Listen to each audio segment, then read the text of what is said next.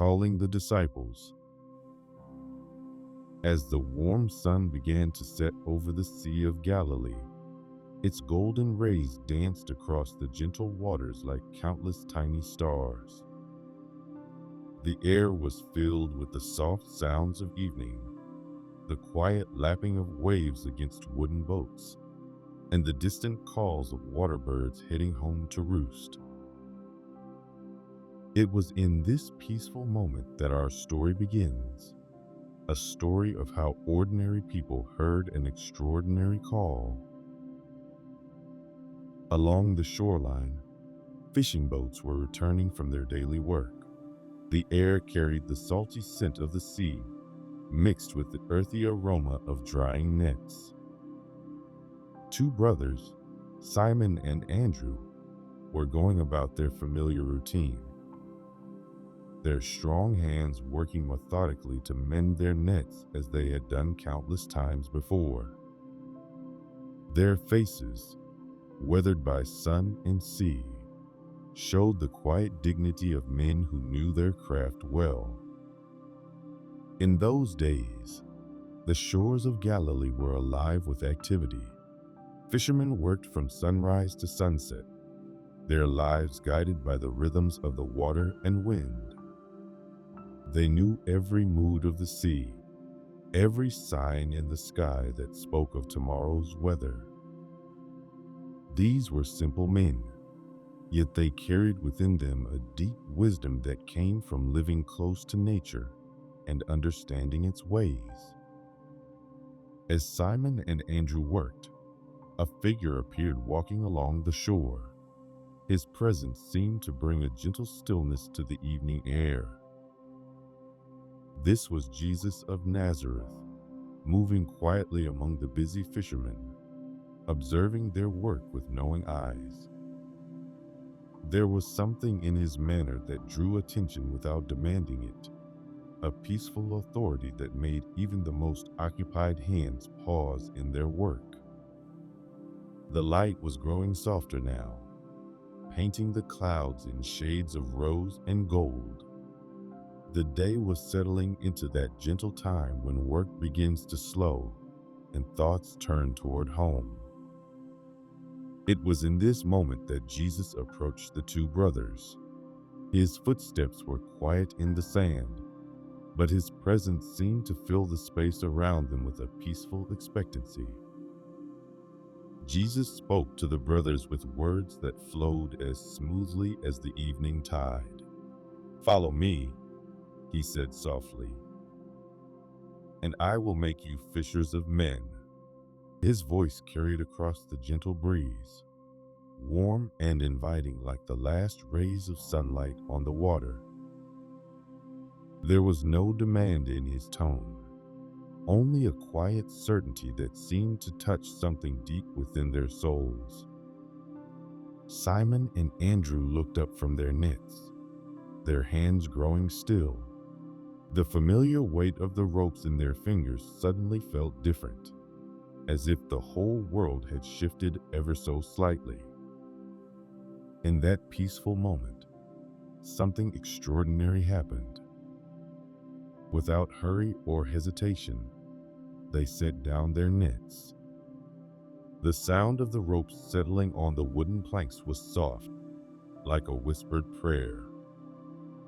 The three figures moved along the shore, their footsteps leaving gentle impressions in the damp sand. The water continued its endless conversation with the shore, providing a soothing rhythm to their walk. Not far ahead, another pair of brothers, James and John, sat in their boat with their father Zebedee.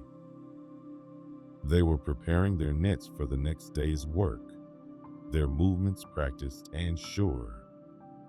The evening light wrapped around them like a soft blanket as Jesus approached their boat. The water gently rocked beneath them, creating a peaceful motion that seemed to match the cadence of this holy moment. James and John looked up as the shadow fell across their work, their eyes meeting the serene gaze of Jesus. The call came to them just as it had to Simon and Andrew, carried on the evening breeze.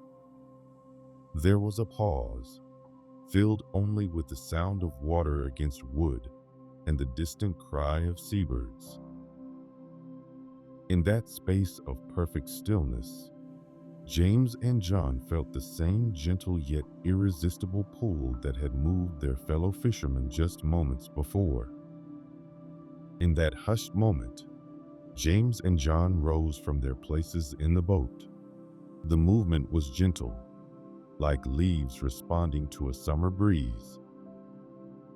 Their father Zebedee watched with quiet understanding, his weathered face showing no protest, but rather a deep acceptance of something greater than himself. The brothers stepped carefully from their boat, each movement deliberate and peaceful, as if they were stepping not just onto shore, but into a new way of being. As the small group walked along the shore, the light continued to soften, wrapping them in gentle shadows and warm hues. They moved unhurried, their footsteps falling into a natural rhythm together.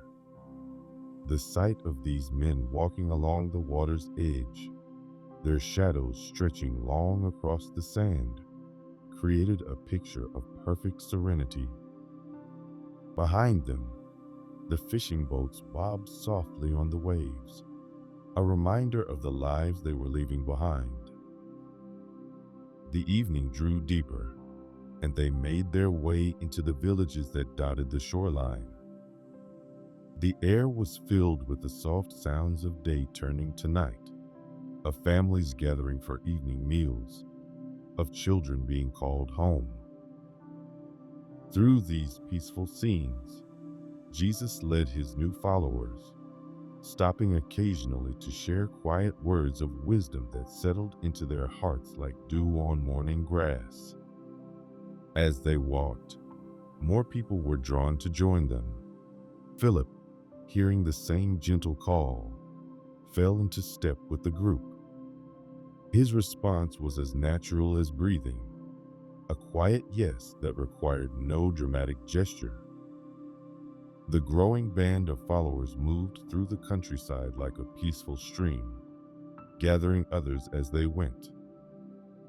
Philip, filled with the quiet joy of his own calling, sought out his friend Nathanael. He found him sitting beneath a fig tree, its broad leaves creating patches of cool shade in the late afternoon light. The air was sweet with the scent of ripening fruit, and a gentle breeze stirred the branches above. Nathanael rested in the dappled shade, his mind deep in contemplation.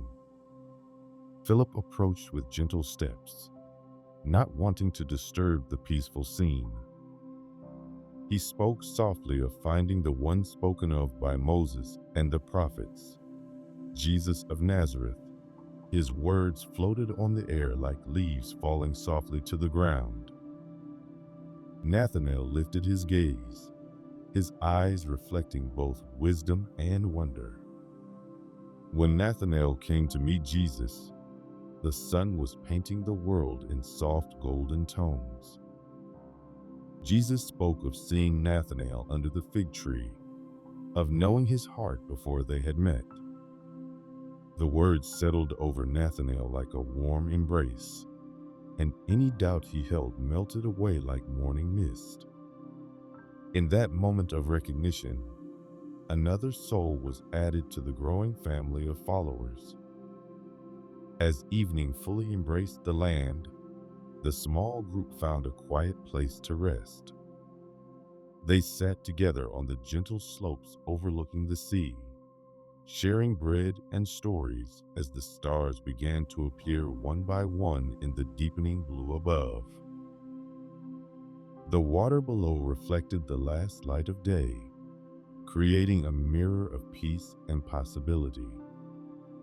Jesus spoke to them of the kingdom of heaven, his words flowing like honey, sweet and nourishing.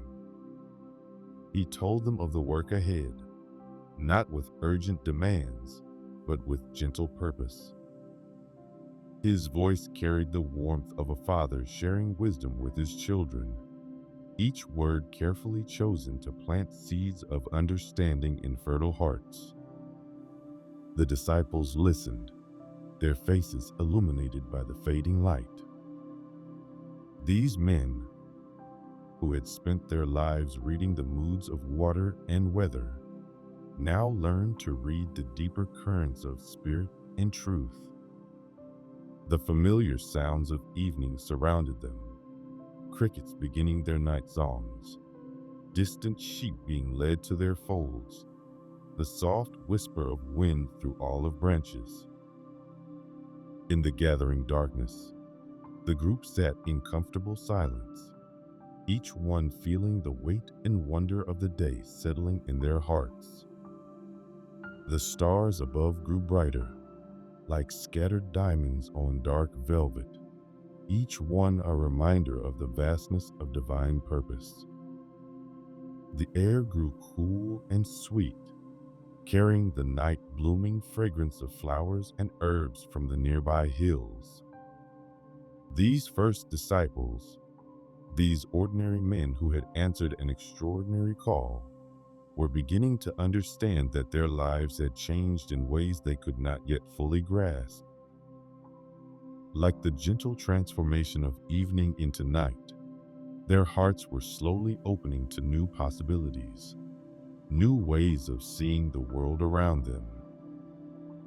The fishing nets they had left behind represented more than just their former lives. They were symbols of all the familiar things one must sometimes release to embrace a greater purpose. Yet Jesus had promised to make them fishers of men, showing them that their old skills would find new meaning. Their knowledge of patience, of reading signs in nature, of working together in harmony, would serve them well on the path ahead. As our story draws to a close, we see these men preparing to rest for the night, their hearts full of quiet anticipation. They had been called not with dramatic gestures or loud proclamations, but with gentle words that echoed the deepest truths of their souls. Their response had been equally simple, a willing step from the known into the unknown, trusting in the peace they found in Jesus' presence. This moment by the Sea of Galilee reminds us that the most profound changes often come not in storms and thunder, but in quiet moments of decision. Like these first disciples, we too are called daily to follow paths of greater purpose. Their story teaches us that answering such calls need not be dramatic or difficult, but can be as natural as walking along a peaceful shore at sunset.